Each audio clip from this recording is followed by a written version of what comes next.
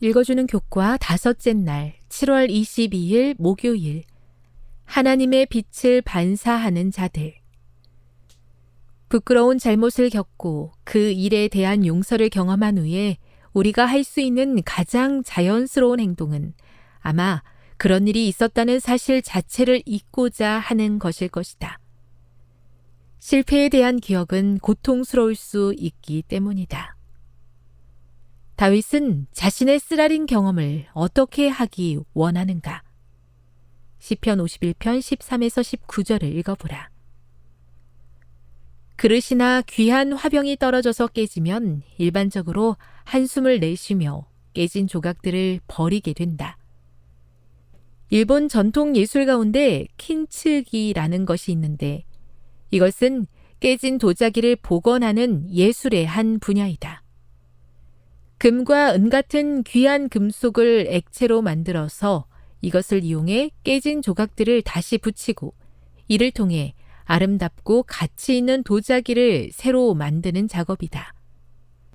하나님께서 우리의 죄를 용서하시고 재창조하실 때마다 무엇인가가 바뀌게 되어 있다.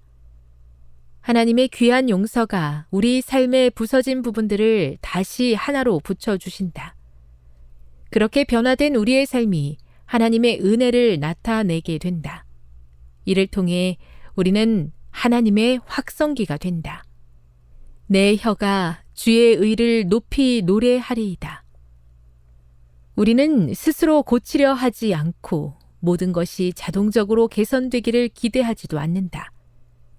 우리의 상한 심령과 통회하는 마음 자체가 하나님을 향한 충분한 찬양이 된다. 이것이 바로 세상이 우리를 통해 보게 되는 빛이다. 우리의 용서받은 경험들이 용서받기를 갈급하는 세상의 많은 사람들을 끌어들이게 된다. 시편 51편과 요한일서 1장 9절 사이에 어떤 관계가 있는가? 요한일서 1장 9절은 시편 51편의 요약과도 같다. 상하고 통회하는 마음을 주께서 멸시하지 아니하시리이다 라고 말한 다윗처럼 요한은 우리에게 분명히 이야기한다. 만일 우리가 우리 죄를 자백하면 그는 미쁘시고 의로사 우리 죄를 사하시며 우리를 모든 불의에서 깨끗하게 하실 것이요. 요한일서 1장 9절. 우리는 하나님께서 하신 이 말씀을 전적으로 신뢰할 수 있다. 다시 말하지만 다윗은 그가 저지른 엄청난 잘못을 스스로의 행실과 노력을 통해 결코 고칠 수 없었다. 그는 자신의 결정과 행동이 초래한 결과를 감당해야 했다. 그러나 다윗은 자기가 용서받은 것을 알았다. 그는 언젠가 하나님의 어린 양이 오셔서 자신의 자리에 서실 것임을 믿음으로 신뢰해야 함을 알고 있었다. 교훈입니다. 다윗이 그러했던 것처럼 우리는 하나님의 용서를 경험하게 될 때 우리는 그러한 용서를 필요로 하는 세상에 하나님의 은혜를 나타내는 축복의 통로가 된다. 묵상. 요한일서 1장 9절의 말씀을 다시 한번 깊이 묵상해 보십시오.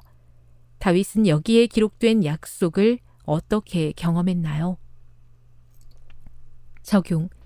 요한일서 1장 9절의 약속을 그대의 삶에 적용하기 위해 지금 즉시 해야 할 일이 있다면 그것은 무엇일까요? 영감의 교훈입니다. 축복의 통로. 그리스도인들은 자신들을 오로지 자비와 축복이 모든 선한 것의 근원이 되시는 분으로부터 그들의 동료 인간들에게로 흘러갈 때 통하는 통로로만 간주해야 한다. 동료 인간들의 회개로 말미암아 그들은 하늘의 선물을 그들과 함께 나누게 된 자들이 드리는 헌물과 찬양을 통하여 하늘로 물결치듯 일어나는 영광의 환호를 보내게 된다. 증언보감 1권 564. 제 안에 품고 있는 죄를 정직하게 앓을 때 용서해 주시겠다고 약속하시는 하나님의 은혜에 감사드립니다. 그 약속을 제가 먼저 경험하고 그러한 경험을 필요로 하는 사람들에게 나누며 살아가는 그리스도인이 되게 해 주시옵소서.